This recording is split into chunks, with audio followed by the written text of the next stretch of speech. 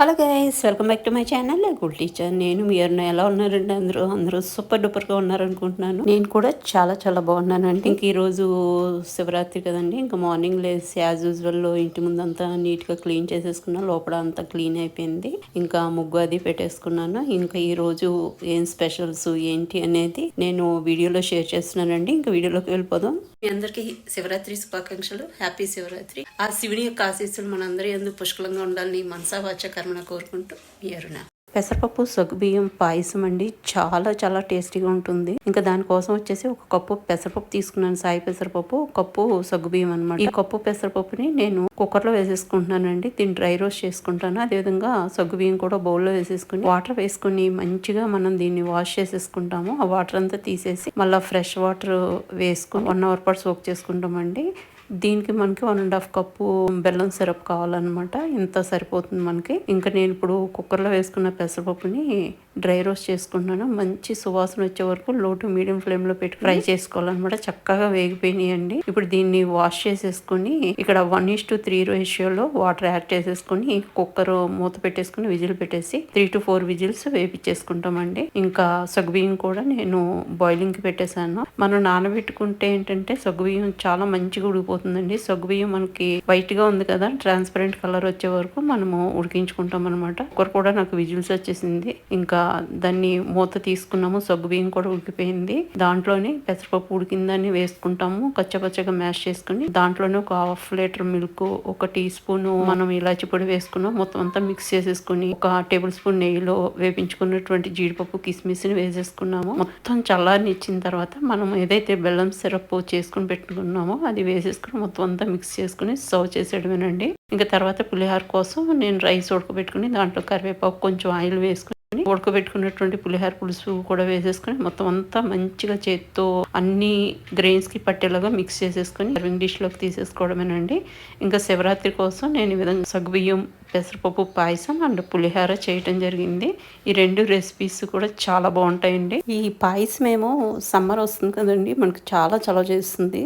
Super yummy and tasty గోంగూర పచ్చడి కోసం బాణల్లో 1 tea spoon oil వేసుకుని ఒక 20 వరకు పచ్చిమిర్చి వేపించేసుకుంటామండి. తర్వాత ఒక 4 కట్టలు గోంగూర తీసుకున్నాను. దాని నుంచి ఆకులను సెపరేట్ చేసుకుని శుభ్రంగా వాష్ చేసేసుకున్నాను. అది యాడ్ చేసేసుకుంటున్నానండి. ఇక్కడ యాడ్ చేసుకుని మొత్తం అంతా మనం మగ్గించుకుంటాం అనమాట. చాలా ఫాస్ట్ గా మగ్గిపోతుంది. ఎప్పుడు చెప్పుకున్నట్టు ఆకుకూర వేయటమే ఆలస్యం అండి, చాలా ఫాస్ట్ గా మగ్గిపోతుంది అనమాట. ఇలా మగ్గిన దాన్ని కొంచెం చల్లారనిచ్చిన తర్వాత పచ్చిమిర్చి సెపరేట్ చేసుకుని అది కలంలో వేసుకుని 1 టీ స్పూన్ జీలకర్ర, రుచికి సరిపడా సాల్ట్ వేసుకుని మంచిగా దాన్ని మనం మెదుపుకుంటాం అనమాట.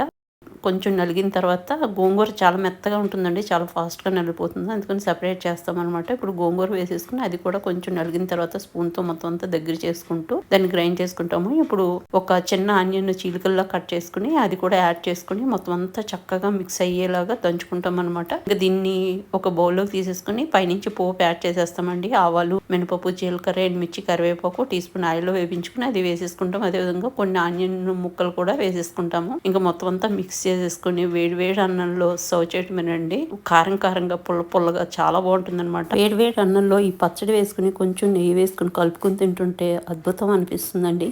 సూపర్ టేస్టీగా ఉండేటువంటి ముల్లంగి పప్పుచారు కోసం బాణాలు పెట్టేసుకున్నామండి. దాంట్లో 2 టేబుల్ స్పూన్ ఆయిల్ వేసుకుని కచ్చపచ్చ దంచుకున్న వెల్లుల్లి డబ్బులు, 1 టీ స్పూన్ ధనియాలు, 1 టీ స్పూన్ జీలకర్ర, 1/2 టీ స్పూన్ ఆవాలు, ఎండుమిర్చి, కరివేపాకు వేసుకుని అది చక్కగా ఫ్రై అవుతుండగా 1 టీ స్పూన్ పసుపు, తర్వాత సన్నగా చీల్చుకున్నటువంటి ఉల్లిపాయ ముక్కలు అండి. చిన్న ఉల్లిపాయని నేను సన్నగా కట్ చేసుకున్నాను. ఒక 5-6 పచ్చిమిర్చి స్లిట్ చేసింది, 2 టమాటాలు చీలికల్లా కట్ చేసుకుంది, ఒక పెద్ద ముల్లంగిని చక్రాల్లో కట్ చేసుకున్నామండి. అది యాడ్ చేసేసుకుని రుచికి సరిపడా సాల్ట్, 1/2 టీ స్పూన్ కారం వేసేసుకున్నాము. వేసుకుని మొత్తం అంతా మిక్స్ చేసేసుకున్న తర్వాత కొంచెం కొత్తిమీర పైనుంచి వేసేసుకుని ఇది ఉడకడానికి వీలుగా 1 గ్లాసు వాటర్ వేసేసుకుని మొత్తం అంతా మిక్స్ చేసుకుని మూత పెట్టేసి 5 to 8 మినిట్స్ పాటు ఉడకనిస్తామండి. ఆఫ్టర్ 8 మినిట్స్ ముల్లంగి చక్కగా ఉడికిపోయిందండి. ఇప్పుడు మనము 1 గ్లాస్ కందిపప్పును ఆల్రెడీ బాయిల్ చేసుకున్నది మెదుక్కుని పెట్టుకున్నాము, అది వేసేసుకున్నాము. తర్వాత మిక్సీ జార్ లోనే కొంచెం వాటర్ ఇలా కడుక్కున్నట్టు చేసుకుని ఆ వాటర్ యాడ్ చేసేస్తాము. 1.5 టీ స్పూన్ చింతపండు గుజ్జు యాడ్ చేస్తామండి. కొంచెం కొత్తిమీర కూడా వేసేసుకుని మొత్తం అంతా ఇంకా మరగనిస్తాం అనమాట. ఎంత మసిలితే అంత బాగుంటుంది.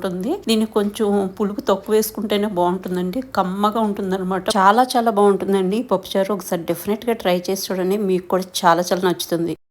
ఎంతో రుచిగా ఉండేటువంటి అరటికాయ బజ్జీ కోసం నేను ఇక్కడ ఒక బౌల్లో 1 కప్పు శనగపిండి, 1/4 కప్పు వరిపిండి, 1/4 టీ స్పూన్ పసుపు, రుచికి సరిపడా సాల్ట్, 1/2 టీ స్పూన్ కారం, 1/2 టీ స్పూన్ అల్లం వెల్లుల్లి పేస్ట్, ఒక 1/2 టీ స్పూన్ వాము నలుపుకొని వేసుకున్నామండి. కొంచెం కరివేపాకు, చిటికెడు వంట సోడా వేసుకుని సరిపడా వాటర్ వేసుకుంటూ చూసుకుంటూ మిక్స్ చేసుకోవాలండి. మరి జాడుగా ఉంటే బజ్జీ రాదనమాట. కరెక్ట్ కన్సిస్టెన్సీకి మనం చూసుకోవాలి. అరటికాయని కూడా పీల్ చేసుకుని ఆ విధంగా కట్ చేసి పెట్టుకున్నాను. ఇప్పుడు ఆయిల్ మంచిగా కాగిన తర్వాత దాంట్లో మనము ఏదైతే అరటికాయ ముక్కల్ని కట్ చేసుకున్నామో దానికి రెండు వైపులా పిండి పట్టేటట్టుగా ముంచుకొని కాగిన నూనెలో వేసుకుని రెండు వైపులా రెడ్డిష్ బ్రౌన్ కలర్కి వచ్చే వరకు మనం ఫ్రై చేసుకుంటామండి. లో టు మీడియం ఫ్లేమ్ పెట్టుకోవాలన్నమాట. అప్పుడే అరటికాయ మంచిగా ఉడుకుతుంది లోపల సాఫ్ట్ గా. చాలా చాలా టేస్టీగా ఉంటుందండి. వాము ఫ్లేవర్, అల్లం వెల్లుల్లి ఫ్లేవర్ తోటి చాలా చాలా రుచిగా ఉంటుంది అనమాట. సాంబార్కి, పప్పుచారుకి జస్ట్ అట్లా నంచుకోవడానికి ప్లస్ స్నాక్స్ గా కూడా చాలా చాలా టేస్టీగా ఉంటుంది. ఇంకా మీ దగ్గర పిండి అయ్యేంత వరకు మీకు ఎన్ని బ్యాచెస్ అయితే అన్ని బ్యాచెస్